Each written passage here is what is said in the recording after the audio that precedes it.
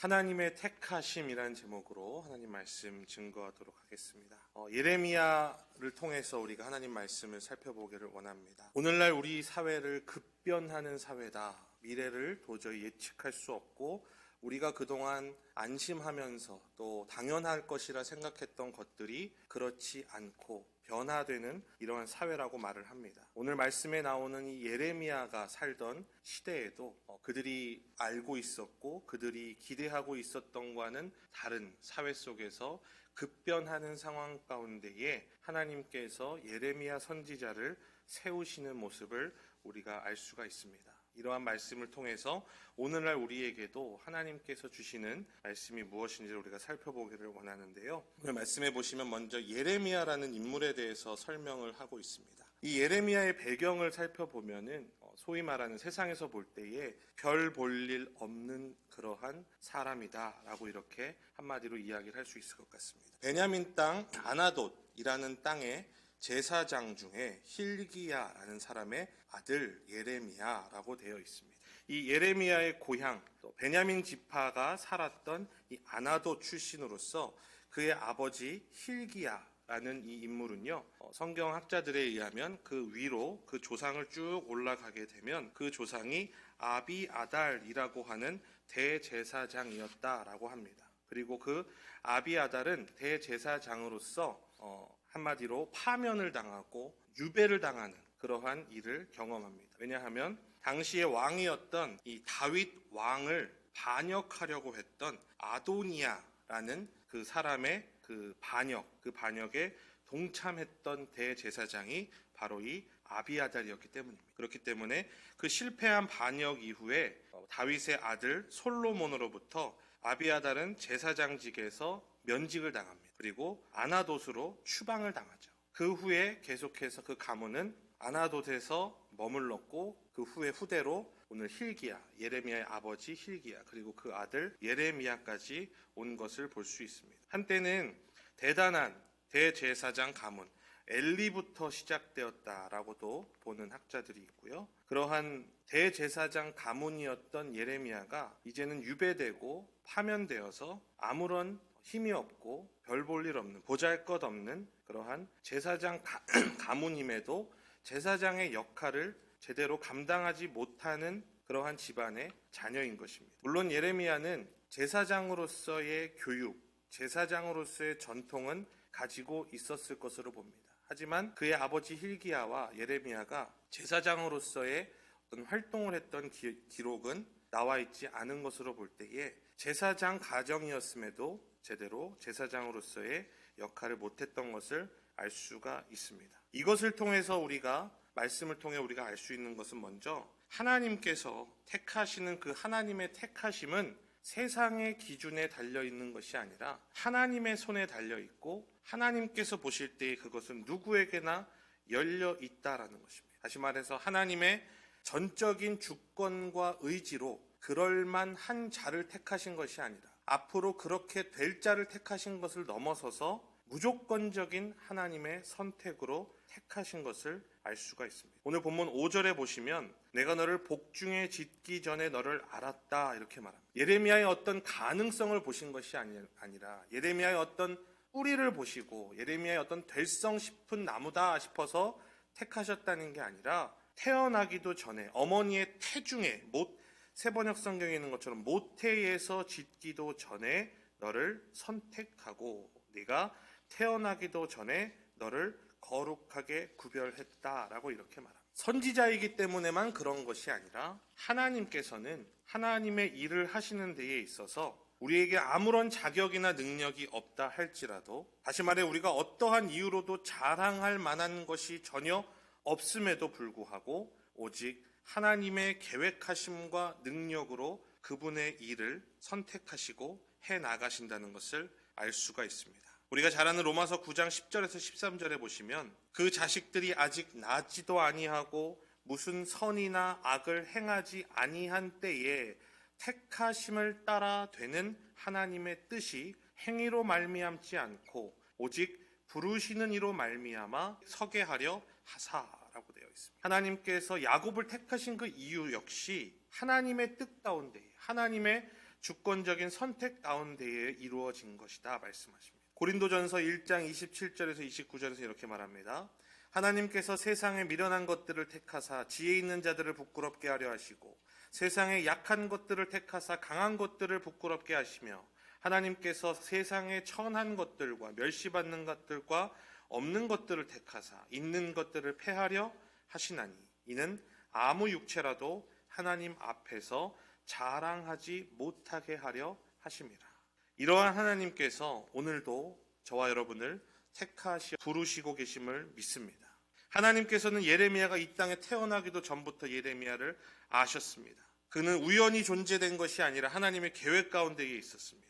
하나님께서 여전히 연약하고 부족하고 우리는 할 수 없습니다 라고 이렇게 부인하는 우리와 또 예레미야에게 너가 아무것도 할 수 없다라고 생각하지 마라. 내가 너를 택하였다. 내가 너를 불렀다 라고 말씀하시는 것. 하나님의 이러한 부르심에 예레미야는 거절을 하는 모습을 볼 수가 있습니다. 두 가지 이유로 거절을 하죠. 6절에 보시면 내가 가로되 슬프도소이다 주 여호와여 보소서 나는 아이라 말할 줄을 알지 못합니다. 나는 너무 어리고 나는 말을 잘 못합니다 라는 두 가지 이유로 예레미야는 주님의 부르심을 거절합니다. 이것을 통해서 우리는 무엇보다도 예레미야에게 하나님께서 부르시고 하나님을 직접 만나고 하나님의 부르심을 들었음에도 불구하고 이 예레미야를 꽉 잡고 있었던 것은 자신의 삶 속에서 오랫동안 그 실패한 제사장 가문이라는 그 자책감 속에서 주변의 따가운 시선 속에서 자리 잡았던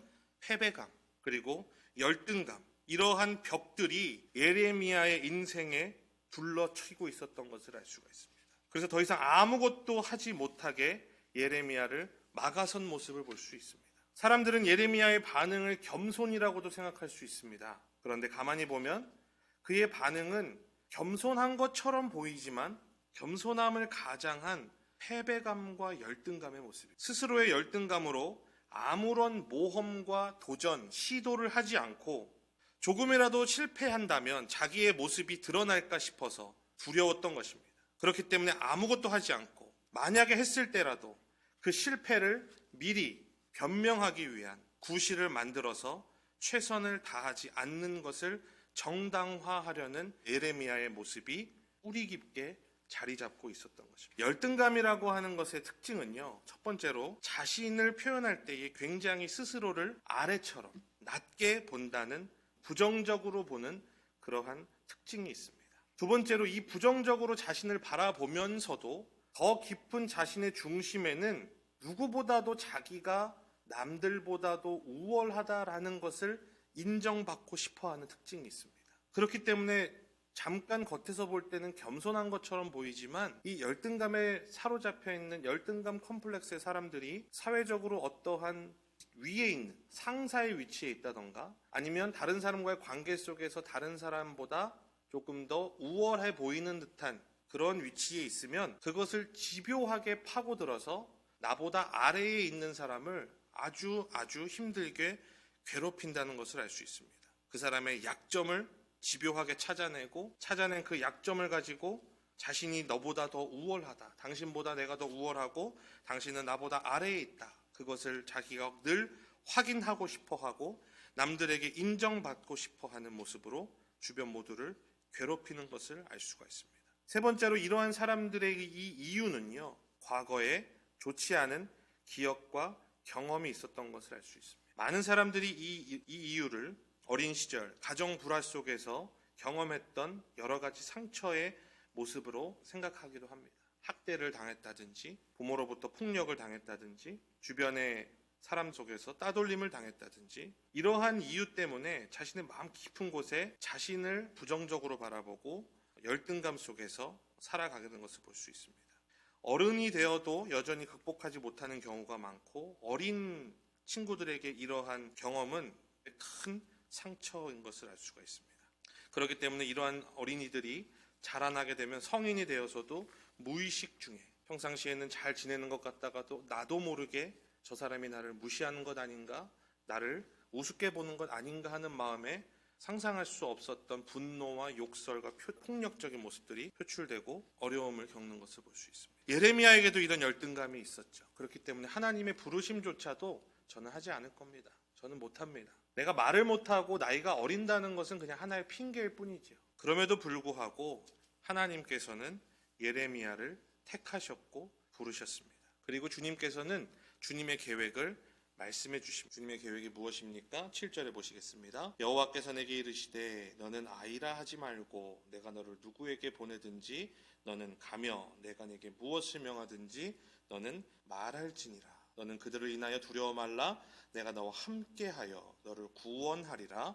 나 여호와의 말이니라. 하나님께서는요, 이러한 상처 속에서 살았던 예레미야조차도 그를 통해서 하나님의 영광을 드러내는 일에 사용하실 것을 약속하십니다. 누구라도 자신의 교만함으로 하나님의 영광을 가린다면 하나님께 쓰임받을 수 없습니다. 하지만 누구라도 자신의 어려웠던 상황과 환경 통해서 나는 예수 그리스도와 함께 죽고 오직 하나님의 은혜입니다 라는 하나님을 드러낸다면 그 사람은 하나님께 쓰임을 받는 줄로 믿습니다. 자랑할 것 없던 예레미야는 하나님의 그 부르심에 순종함으로 이제 하나님의 말씀만을 드러내는 것을 볼 수가 있습니다. 가문도 배경도 어느 것 하나 자랑할 것이 없었던 그에게 하나님은 그를 부르셨고 예레미야는 그 부르심에 순종하는 모습. 그렇기 때문에 그 이후에 우리가 잘 아는 것처럼 예레미야서를 통해서 하나님께서 예레미야를 통하여서 하시는 일들을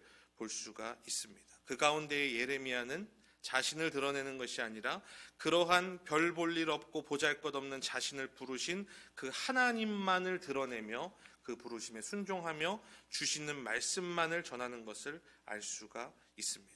이제 순종함으로, 이제 그 깨달음으로, 그 택하심에 대한 감사함을 갖고 있었던 예레미야가 발을 떼려고 할 때에 우리도 마찬가지입니다. 하나님 나를 사랑하시는구나. 하나님 나를 택하셨구나. 나를 위해서 예수 그리스도를 보내심으로 이러한 나조차도 하나님 살리셨구나 하면서 순종의 걸음을 떼는 예레미야에게 어떠한 위기가 온 것을 알 수 있습니까? 자신의 모습이 사람들에게 도저히 아무런 영향력을 보이지 않는 것 같다는 것입니다. 그리고 두 번째는 하나님께서 주신 그 사명이 너무나도 매력이 없다는 것입니다. 사람들이 다시 말해서 너무 싫어한다는 거예요. 택하심에 대해서는 감사할 수 있지만 그 택하심에 따라 주시는 사명은 현실적으로 너무 어려웠다는 것입니다. 무슨 메시지를 전하라고 주님 하셨습니까? 10절에 있는 것처럼 너희 멸망할 거다. 너희 하나님이 심판할 거야. 라는 메시지를 나 예레미야가 아무런 배경도 없고 잘난 것도 없고 사람들이 볼 때 와, 저 사람 말 들을만 하지. 그렇지, 저 사람 예레미야 말이니까 한번 우리가 귀 기울여야 하지 하는 것이 아니라 저 사람 뭔데? 아나도 출신이래, hil기야 자식이래 이러면서 조롱만 당하던 그러한 예레미야의 말을 사람들이 들을까요? 라는 고민 앞에 예레미야가 설 수 있다는 것이죠. 오늘날 우리도 마찬가지입니다. 하나님 사랑하시고 나를 택하신 것은 감사하지만 이제 그분의 뜻대로 살아보려고 하니 당장 내 눈앞에 펼쳐진 상황이 너무나도 어렵다는 것입니다. 자신이 없다는 것입니다. 예레미야에게는 소위 말하는 영향력이 없었습니다. 권위가 없었습니다. 누구도 자신의 말에 기울여주지 않았습니다. 하나님의 메시지도 너무 매력이 없었습니다. 사람들의 기분을 좋게 하고 여러분 잘 될 겁니다. 여러분 괜찮습니다. 사람들의 뭔가 힘을 주는 것, 그런 메시지가 아니라 여러분 망할 겁니다. 여러분 하나님께 돌아오지 않으면 하나님 심판하실 겁니다. 이러한 메시지를 누가 좋아하겠습니까? 이러한 우리에게, 이러한 예레미야에게 우리가 어떻게 반응해야 될까요? 그 가운데 하나님께서 주시는 분명한 말씀을 우리가 살펴봐야 될 줄로 믿습니다. 8절 우리 한번 같이 보시겠습니다. 너는 그들을 인하여 두려워 말라. 내가 너와 함께하여 너를 구원하리라.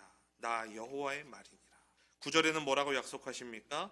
여호와께서 그 손을 내밀어 내 입에 대시며 내게 이르시되 보라, 내가 내 말을 내 입에 두었노라. 하나님께서는요, 예레미야에게 사명만 주신 것이 아니라 그 사명을 감당할 수 있는 능력을 주십니다. 예레미야에게 가서 말해라만 하신 것이 아니라 무슨 말을 해야 할지 그 입에 하나님의 말씀을 직접 주십니다. 주님은 우리를 부르시고 택하시기만 한 것이 아니라 우리에게 그분의 지혜와 능력을 주십니다. 다시 말해서 택하신 분도 그리고 그 일을 하실 일도 오직 하나님이신 줄로 믿습니다. 그렇기 때문에 우리가 해야 될 것은 무엇입니까? 주님의 그 부르심에 순종하며 나아가는 것입니다. 우리의 계산과 생각으로는 도저히 답이 없어 보인다 할지라도 너무나 답답한 가운데에 두려워하고 있는 그때가 비로소 하나님께서 일하심이 시작되는 것입니다. 우리의 순종의 발을 뗄 때에 새로운 길이 열리게 됨을 믿습니다.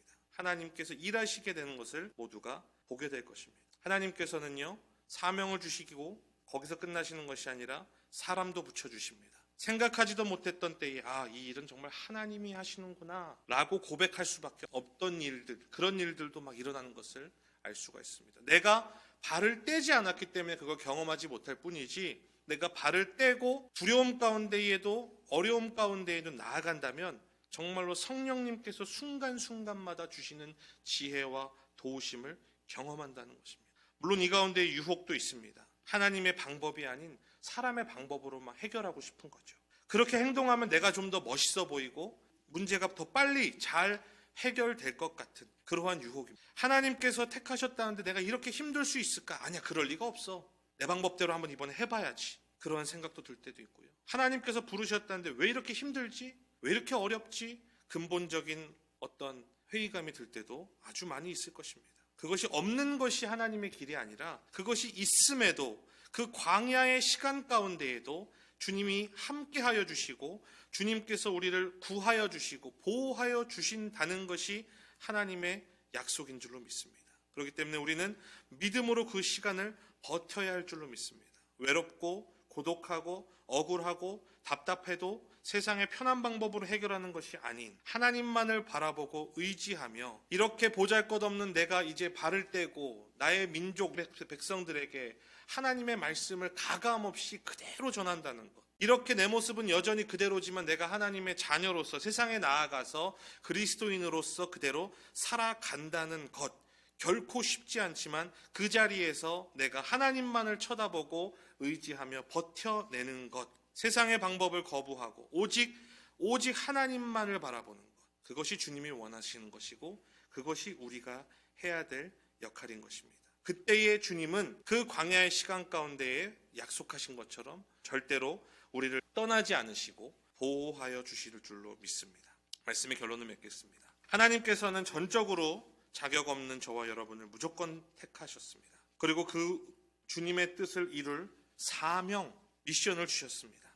이 부르심은 사람의 생각과는 기준이 다릅니다. 나의 기준으로 보기에는 안 될 것 같아 보이고 너무 힘이 들어 보입니다. 하지만 하나님의 기준, 하나님의 뜻 가운데에 있다면 우리는 절대로 포기해서는 안 될 것입니다. 하나님은 예레미야를 부르시기만 한 것이 아니라 주님이 이루실 그 사명에 동참하며 그것을 감당할 능력도 주셨습니다.